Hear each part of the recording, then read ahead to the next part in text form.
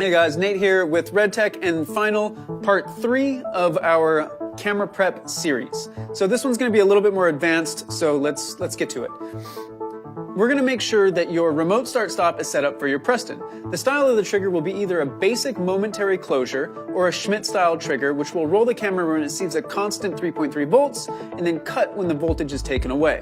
Both circuit diagrams can be found in our operations guide.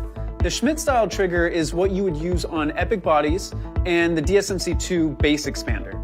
The other DSMC2 modules like the RedBolt expander, V-Lock IO expander, or Jetpack expanders all use the basic momentary trigger. Let's make sure this is set up properly in camera.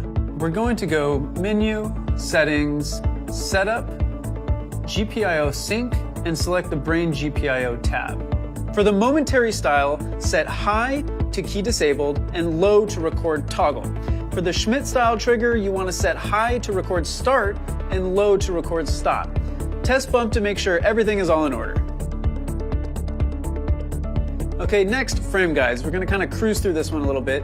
We're going to go Menu, Settings, Display, Guides. There are 3 independent sets of guides that you can set for the camera. What has become sort of common practice is setting the primary frame guide to full and the scale at 100% because we want the full recording area. We'll make the appearance red, call this A camera, and then I like to set the opacity to 75%. The second one we're going to set up is the action guide. That one we're going to go to user. I'm going to set my aspect ratio to 2.4, and I'll bring the scale down to 90%. This is the extract that I want. I'll go ahead and change this again to red for A camera. Make sure that I switch bracket to solid because we want full lines, and I'm going to bring this opacity up to 100%. We can also, if we want, go into absolute, and it maintained our extract area, but now with this, we can go to lower resolutions for high speed. It will maintain that same scale ratio. Another thing is general.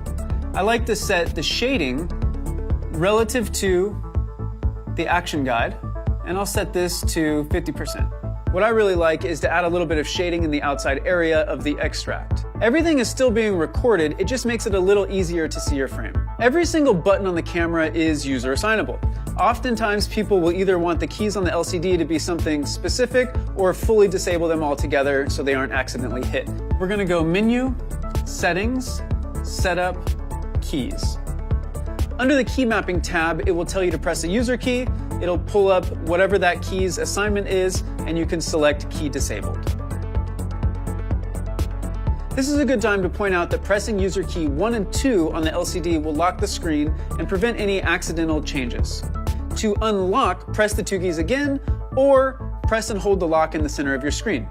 Okay, now I'm going to dip into black shading and fans, which we'll cover a little bit more in depth later and kind of go over the science behind it, but I kind of just want to get you set up now. So for black shading, we're going to go into Menu, Settings, Maintenance, Calibrate, Sensor. There are 2 options for calibrating the sensor. You have auto and manual.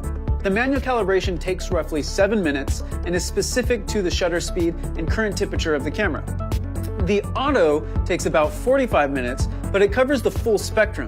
The camera will do the thinking for you and apply the necessary calibration maps as the temperature or exposure time changes. So when should you black shade the camera? Black shading should be done at prep to troubleshoot a lit pixel, or whenever there's an extreme change in temperature. If you're transitioning into nights and it's so cold outside that the camera can't reach its calibrated temperature, then you want to let the camera get to whatever it's going to sit at and then run another black calibration at that temperature. You never want to pull a cold camera off of a truck and hit record without letting it warm up. Thankfully though, the new DSMC2 bodies, they have a heater on the sensor board allowing it to get up to that temp much faster. So let's talk about fans and stuff. We'll go Menu, Settings, Setup, Fan Control. Generally speaking, I recommend people use Adaptive Preview Quiet Record. This means the camera will automatically manage the temperature in standby and dip the fans down on record. If it's an intimate scene and the sound is jabbing you with their boom pole or something, you can go to a manual setting and lower the record speed. Maybe start at 30 and see how they feel about it. Keep in mind that the camera will get warmer in record, and you'll have to pay closer attention to your T and E indicators. Head over to red.com and pick up the free Red Toolkit. Go to Support, Downloads, Other. This will give you a Red Frame Guide Creator and a Red Key Mapper. This will allow you to make a layout for your guides, assign all your keys and buttons, save it as a preset, and load it into the camera when you get to prep. Be sure to comment below, email redtech@red.com. Let us know what you think. Let us know what you would like to see in future episodes, and I will see you guys out there.